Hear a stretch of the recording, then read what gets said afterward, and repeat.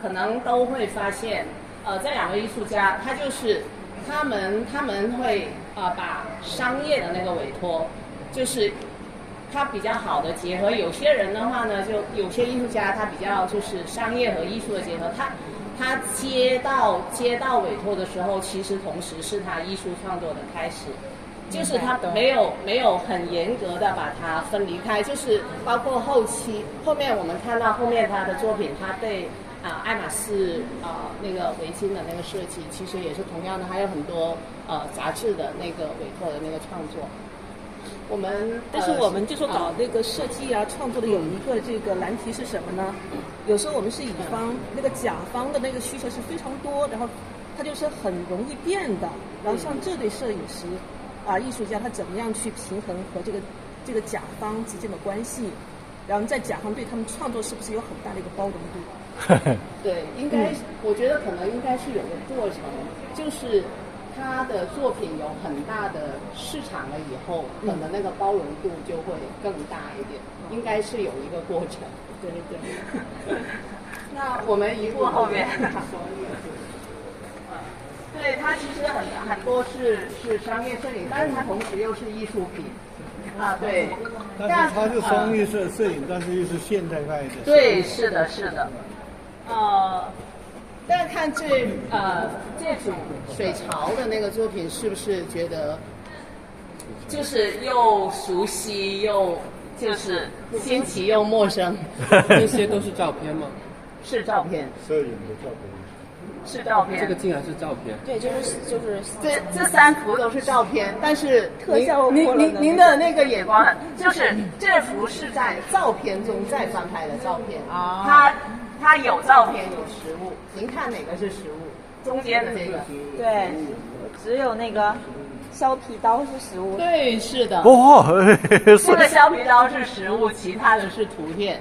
他们怪不得有点不自然，不自然。对，这两位艺术家他们的作品，他其实就刚才提到，他不单只是记录现实和捕捉瞬间，他们拍摄的静物和场景，很多实际上是他精心搭建和布置的。但后面我们看其中有些作品，你都能看到，它就包括像这个水槽，就是它反映这个水槽反射周围的光影，就是你会觉得原来水槽有这样的一面，非常有趣。还有像这个也是，它都是这个是一个粉红色的，然后它放在对，然后盘子，刚刚还以为是餐具、餐桌，不是，它整个这个是个水槽，对。你这样讲我就看出来了。对对。然后他喜欢把3维和2维，就是把3维融入2维，结合在一起。对，是的。它这个东西下面是一个幕布，那个桌布。他把这个袍子放在照片上，然后翻拍，然后让人感觉这个袍子本来就在这个底面上。这个不自然。这怎么能叫不自然？这就没有那个立体感嘛，所以才看出它是平面的。对，就是让，所以这个就是现实和虚像之间的边界，理想与现实之间冲突。是的。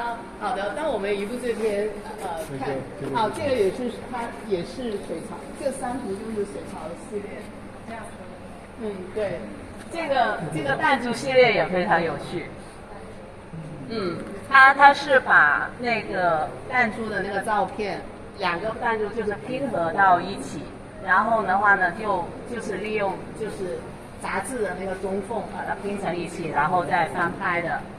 但是这样的话呢，就因为它对光影和色彩的那种比较精准的控制，然后让我们看到这个玻璃弹珠美妙的这个部分。这个弹珠那要用激光把它割成2半。不是的，它就是本身它是分次拍了以后再组合。对，您是专家。没有这样的。我以为它是激光切开了，然后把2半不是，它是分次翻拍组合的，劈在一起的。对。我以为我以为是把它劈开了，然后所以他总是挑战我们，就是我们看日常事物，他总是用一些新的视角。分两次推，它的焦点不可能有那么清晰。对，对，是的。而且这里有个妙点，它就刚好放在这个角落，对然后呢就形成一种翻书的效果。对，是的。它这个是布展。它布展也是特意挑的这里，对，很用心。来，我们看一个，就是前面有一个反向系列，大家都能看到，就是他对场景精心布置的。场景精心怎么样？精心布置的。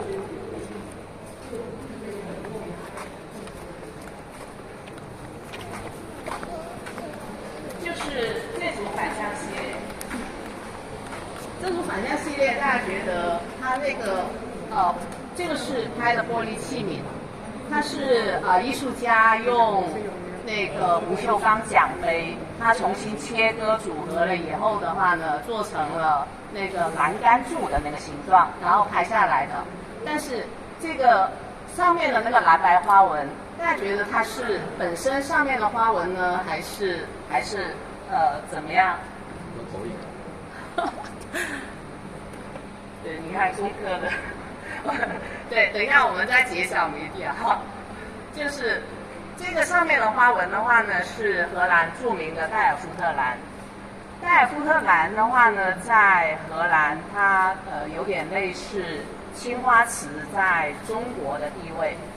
那代尔夫特蓝的话呢，代尔夫特蓝它是荷兰代尔夫特地区工匠做的叫代尔夫特蓝陶器，它一般是作为国礼赠送给外国元首和贵宾的。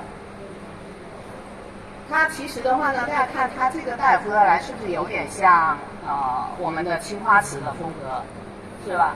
但它确实是源自中国的青花瓷。它是17世纪的时候的话呢，荷兰的东印度公司从中国就是买回来的我们的青花瓷。是偷去的。是买，当时还是买，还没有开始，还没到的，还是买的。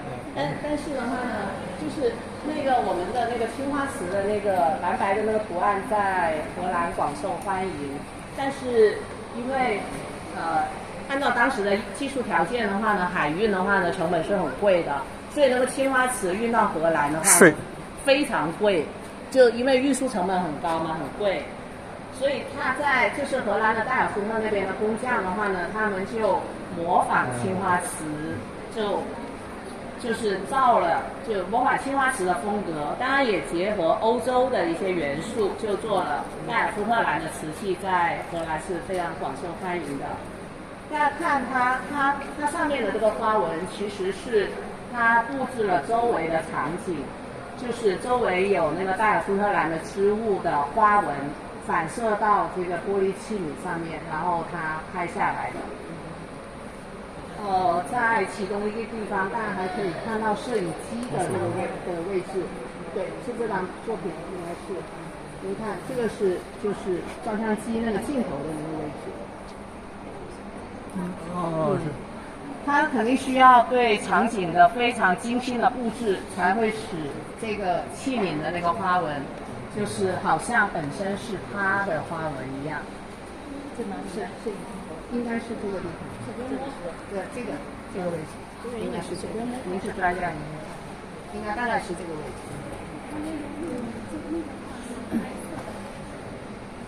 非常有趣。这个就看不到，好像。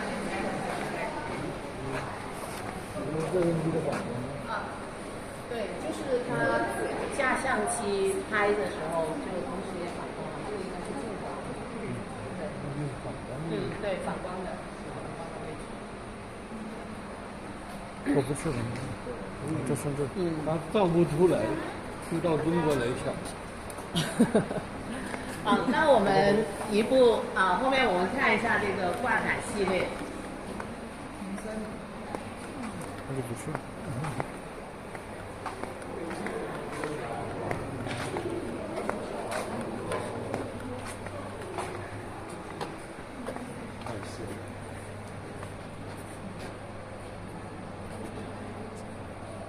就刚才提到的，两位艺术家受荷兰小画派的影响，就延续了就是荷兰小画派对日常生活的美学探索。这个是艺术家发现，在洗地毯的过程中，那个洗涤剂在地毯上那个泡沫非常美，他就把它记录了下来。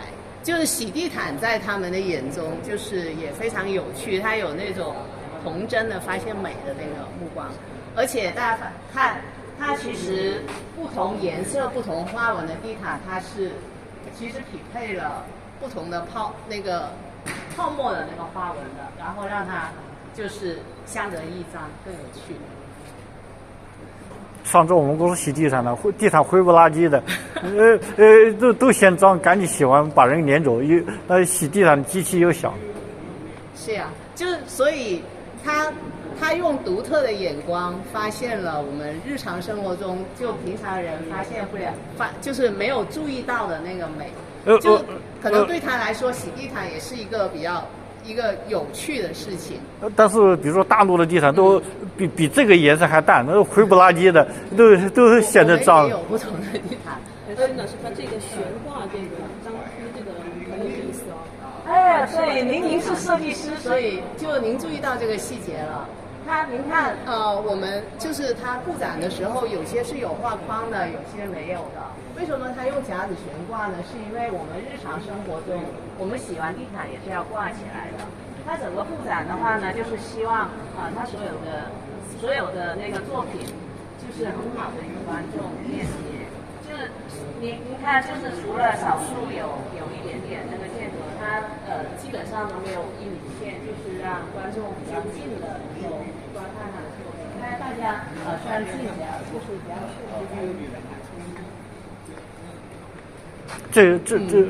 这本五颜六色居家可以，但是办公室很少搞这么花里胡哨。是的。那我们移步这边看一下其他的。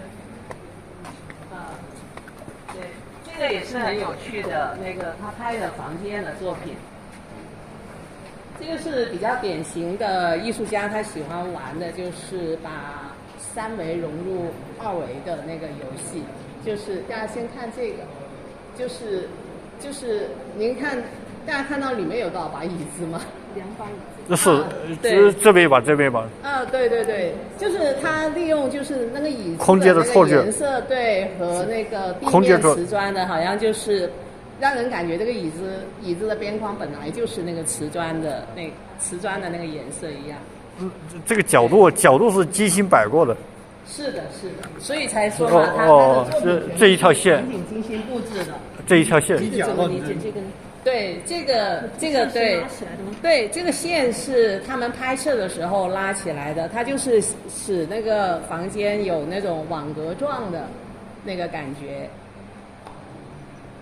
但它其实就是一张桌子，还有一把椅子，然后桌子上面应该有一个织物掉下来。假如没有这些线，又显得太单调了。对啊，就是我不知道大家是不是《三体》迷。我记得《三体》里头云天明他讲的那个3个故事中，其中有一个不是有一个就是关于针眼画师。针眼画师他不是这个针眼画师，只要被他看一眼，就这个人就从3维变成2维，就降维打击，就融入到那个2维中嘛。其实他那个当时云天明的那个故事，就是寓意最后地球可能会被2维化，降维打击，挺有意思。这就是传说中的降维打击。留下一些一条线。对，是的，应该是有一幅画，我看他好像是故意。没有这幅，您看，它这个线弯了一下，下面那根线，它很多画，它都是留了一下线索，这个线弯了一下。这是一个视错觉。对，它就是利用视错觉。它这个是策展人的那个，他故意这么摆的。这个是艺术家参与的策展，所以就是所有的策展他们都参与了，就是这个呈现也有他们的意见。那我们往下一步。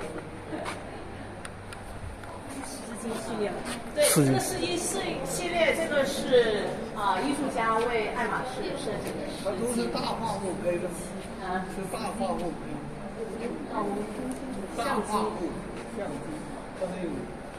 哦，您说的它的那个相机的型号，这个我真的还不确定。但是的话呢，就是就我了解的，它其实它拍摄的这些场景，它是有整个团队和工作室，就是并不单只是他们2个人，因为是那些场景大画布更有工作团队。对对对，它需要整个工作团队来去协助的，就是包括打光啊之类的那种。您看它作品的光线都是要非常紧迫的。巨兽。对，是的。那我们来看，它这个是艺术家为爱马仕设计的丝巾。其实大家看那个丝巾中间的花纹，它其实是废弃的二手衣物堆叠了以后，它拍摄了以后成为这个为爱马仕设计的丝巾图样。这3个丝巾都是。这3丝巾一个不能卖好几万。这个是他把丝巾叠成风筝的图样，大概就从另外一个角度看，这个丝巾是怎么样的。好，那我们这个是这2部作品是比较广受观众喜欢的作品。这2幅画毯系列的话呢，它其实是艺术家用一些废旧的布，他把它堆叠起来了以后，呈现出就是这种比较他觉得有美学价值，像比较漂亮的画毯。其实这些布都是废弃的布，因为这些细节大家可以看到，就包括边缘不整齐啊，还有这些丝丝缕缕的那个，还有这些边缘这些细节，对，是的，它其实这都是废旧的布，这边也是，它是故意留下的。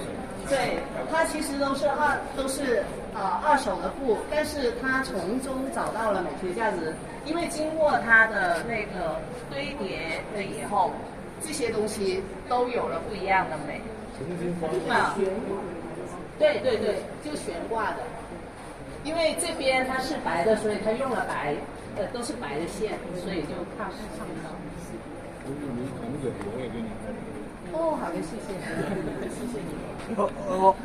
这是黑白片，黑白片。对对，这个是黑白，但是黑白可能比彩色就是更让人效果就会更对比度更好。对，因为我自己看这幅的时候，我就非常着迷它这个对这个花纹和图案，我就觉得它配的非常好看。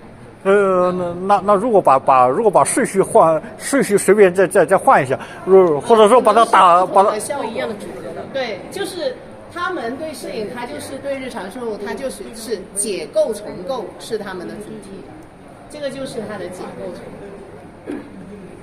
好的，我们一步看这组系列，风景系列。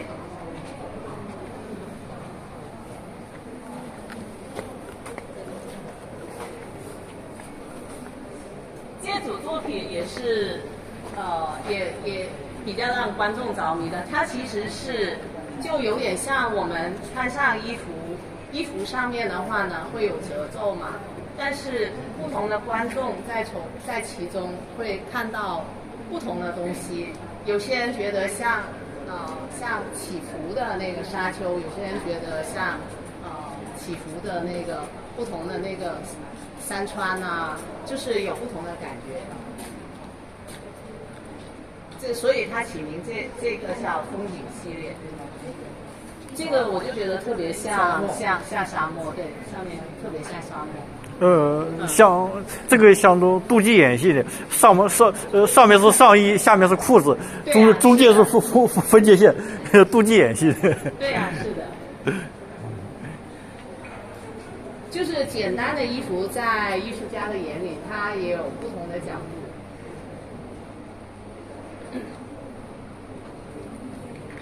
非常有趣。今天是最后一天，如果能把那个，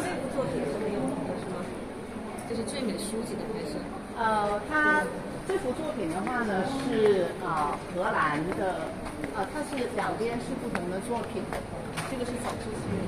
对，它这个的话呢，应该是特殊故意弱化的这个书的这个边缘。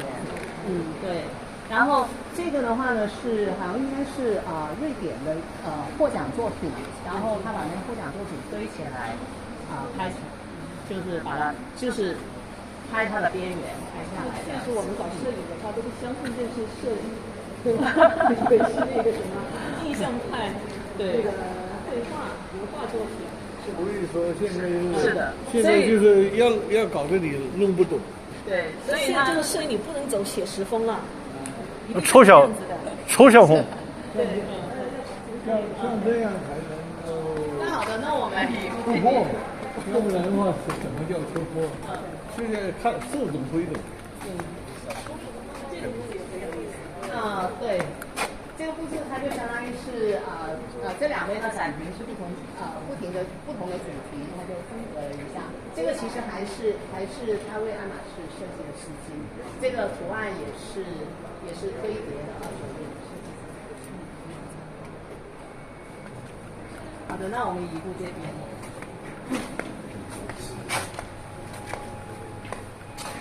那这个香水系列也很有名。对，它这个香水系列的话呢，它把就是各种香水的那个小样，把它放大成就是很大，去观看其中的细节。它有一个他想展现的主题的话呢，他觉得所有的物品其实它都不是单独的与人连接的，就像你看这个香奈儿的这个5号。就它放那里以后，整个细节，因为曾经被人试用过，所以呢，它香水里头是有悬浮物的，盖子上面可能有指纹，会留有一点点灰尘，就是应该是可能很多人用过，就他就希望这些图片自己在诉说一些跟人连接的故事。因为它这个展示也有这个夹子和那个地毯，它是有什么还是有不一样的表达吗？也是这个挂起来的。地毯是挂起来，但是这个没有用光的是，对这个您提的这个问题很有意思，对一个想法，对，应该有他们的那个，这个香水它也是个主题然后加上它的一些信息，有可能是。太抽象了。那我们移步这边看一下这个展览的主题作品。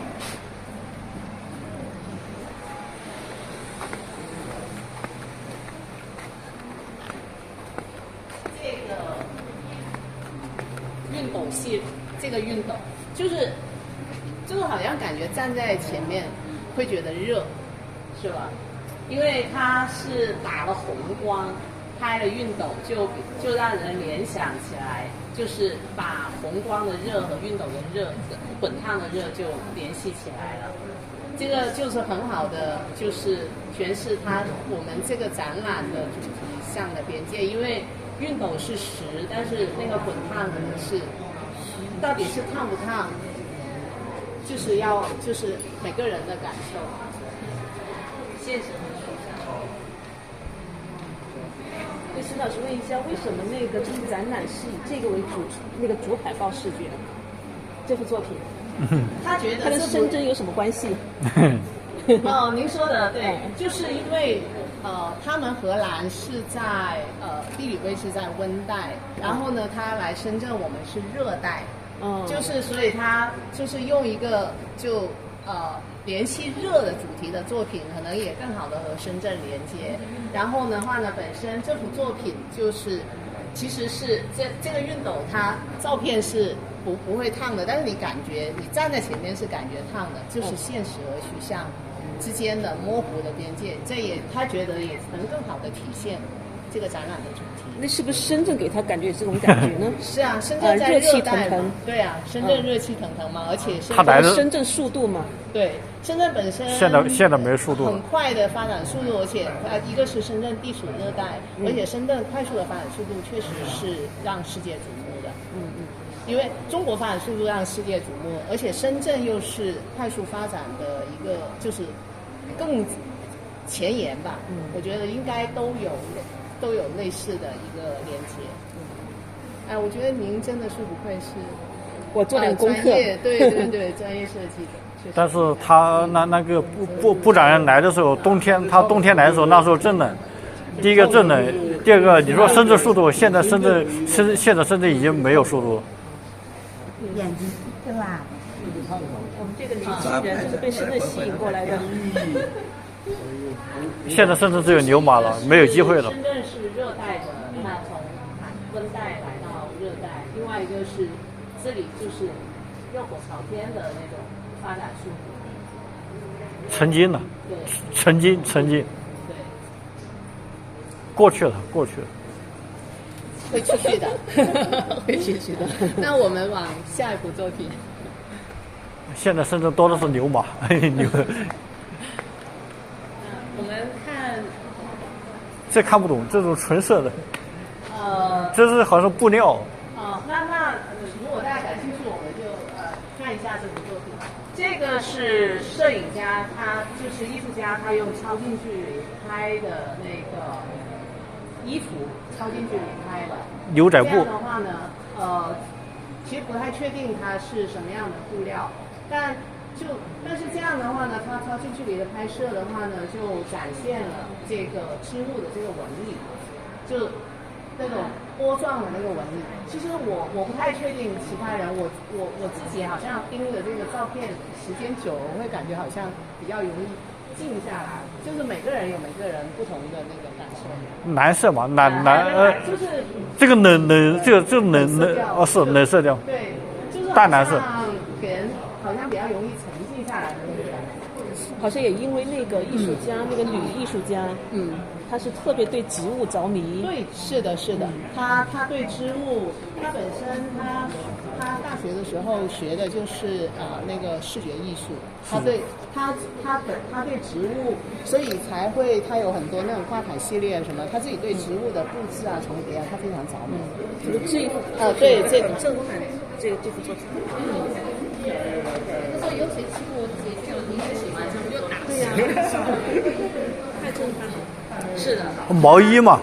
他是艺术家，他把不同设计师同类的毛衣把它堆叠在一起了以后拍的。然后在布展的时候的话呢，也特地的就是采用了这样的这样的展台，而且这样的展台的话呢，又保留了那个展台的不同的纹理和这幅照片去相应。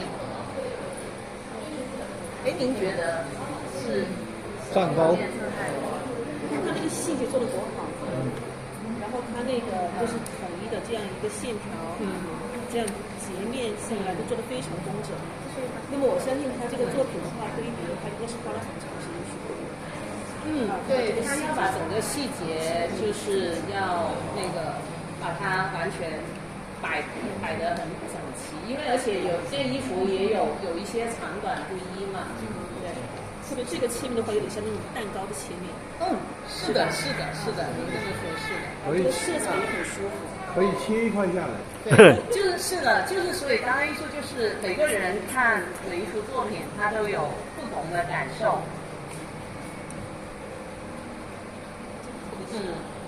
特别喜欢。但是也有人特别喜欢那个酒店这个系列。这是哪个年代的风格？这个它都是近期的作品，没有很远的。这个的话呢，其实它是受酒店委托，给酒店拍摄，就是怎么样整理整理床铺啊，还有行李的这个就是说明书的插页。但是这部作品的话呢，您看，就是它细节上那衣服和床单就是非常平整的，就它展现一种我自己觉得就是一种非常简洁的美，一丝不苟，感觉它整个床铺商务装，对，商务出差。我觉得那幅作品很有意思，对，它是采用了这个多次曝光，是吧？就是他把那个衣服堆叠起来了以后，就是在拍摄这个摄影师。这位摄影老师，他这个是采取这种多重曝光吗？他这个好像是拼接为主吧？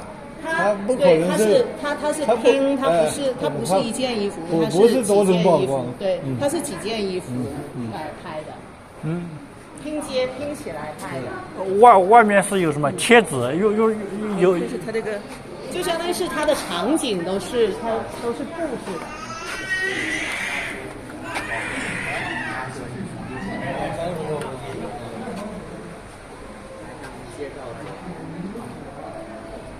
它这个拍摄是不一样，它是用纸巾，然后还有双重曝光。它肯定是用的多种技术，它不是完全用到我们最简单的光法，它就不可能挂在墙面我们来看。那这个摄影它是有讲究的，它是在纸巾在里面，然后做一个你看这里，那前面这个是纸巾嘛，然后纸巾下面才是它的那个衣服嘛，对，它的光影过度。然后他说那里还是用了一个多重曝光。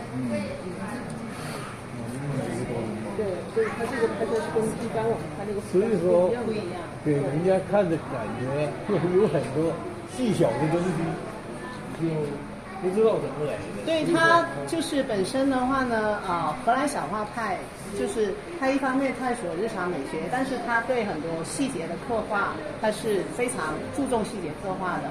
他们也继承我个人觉得，他也继承了那个荷兰小画派，他对细节刻画的那种精准。